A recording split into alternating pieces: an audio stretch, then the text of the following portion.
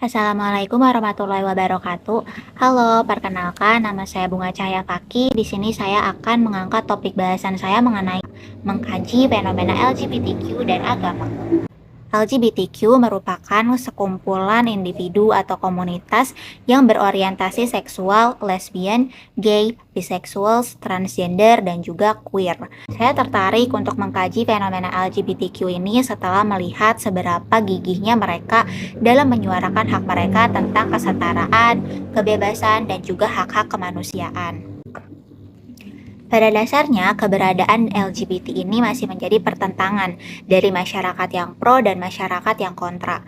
Masyarakat yang pro terhadap LGBT, mendukung atau bahkan menjadi bagian dari LGBT itu sendiri, biasanya merupakan masyarakat yang cenderung menjunjung kebebasan individu. Sedangkan masyarakat yang bersifat kontra terhadap LGBTQ itu biasanya didorong oleh keyakinan mereka terhadap agama yang mereka anut.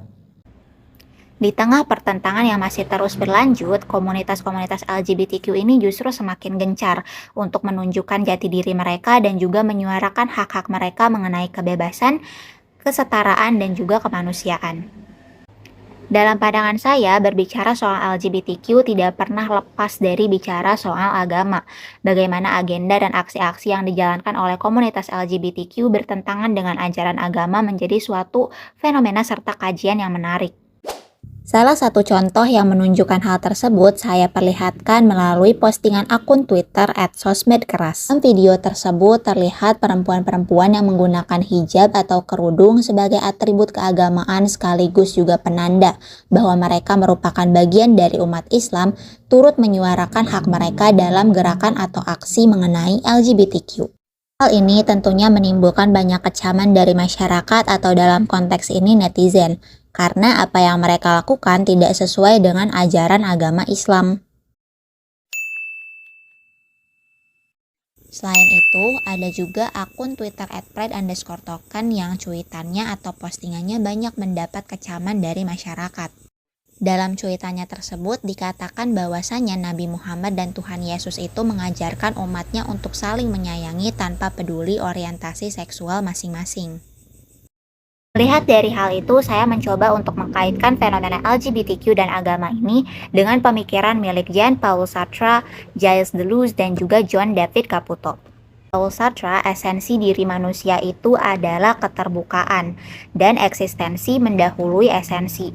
Maksudnya adalah manusia itu terlahir terlebih dahulu ke dunia, baru kemudian ia mencari esensi atau makna dalam kehidupannya. Tiap insan manusia dalam pemikiran Sartre itu berhak menentukan kebebasannya sendiri untuk menemukan esensi dari hidupnya. Sartre juga kemudian menjelaskan bahwa kehadiran Tuhan itu hanya membatasi tanggung jawab manusia terhadap kebebasan yang ia pilih. Sedikit berbeda, John David Caputo memandang Tuhan melalui pandangan dekonstruksi. Ia sepakat dengan Nietzsche yang mengatakan bahwasanya Tuhan itu telah mati dan kitalah yang membunuhnya. Sehingga dalam pandangan Caputo, Tuhan itu berada dalam tempat yang lemah atau dalam posisi yang lemah. Namun dengan kelemahannya tersebut, Tuhan dapat berkuasa dan menghadirkan keadilan bagi mereka yang terpinggirkan. Beralih pada pemikiran Gilles Deleuze, ia mengatakan bahwasanya masyarakat di era kontemporer saat ini lebih terbuka untuk membebaskan hasrat mereka. Ia juga berpatokan pada definisi dari conatus, yaitu manifestasi individualitas dengan kehendak untuk mempertahankan eksistensi diri, dan ini dimiliki oleh setiap insan manusia.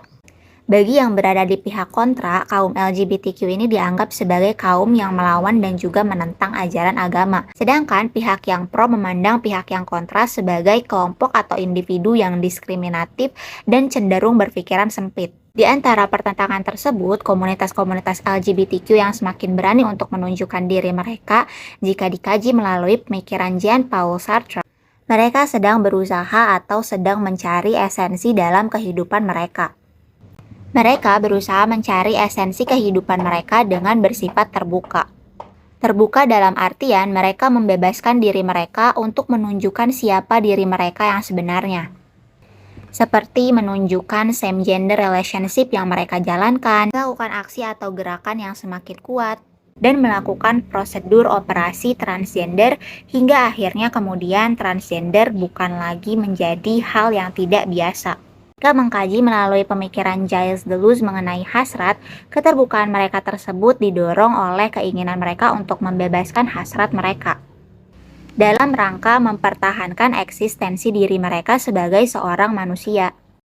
Dan jika melihat kembali pada postingan dari akun Twitter @pride_token, jika mengkaji dari pemikirannya John David Caputo, cuitan ini cenderung menyatakan penempatan Tuhan dalam posisi yang lemah. Sehingga dengan begitu Tuhan dapat menghadirkan keadilan bagi mereka.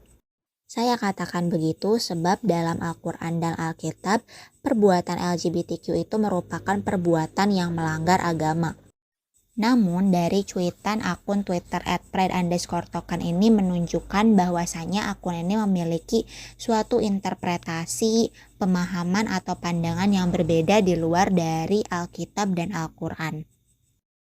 Kesimpulan saya dari analisis saya mengenai fenomena LGBTQ dan agama dengan merujuk pada pemikiran Jean-Paul Sartre, Caputo, dan Gilles Deleuze adalah mereka para bagian dari LGBTQ mencari esensi kehidupan mereka dengan bersifat terbuka. Yang juga keterbukaan tersebut didorong oleh adanya hasrat untuk mempertahankan eksistensi diri mereka sebagai seorang manusia. Dan untuk memahami serta menjawab mengapa agenda yang mereka lakukan cenderung abai terhadap ajaran agama dan menganggap bahwasannya mereka yang kontra terhadap LGBTQ adalah mereka yang berpikiran sempit, hal itu dapat dijawab melalui pemikiran Tuhan dalam dekonstruksi Caputo. Kaum LGBTQ menempatkan Tuhan dalam posisi yang lemah.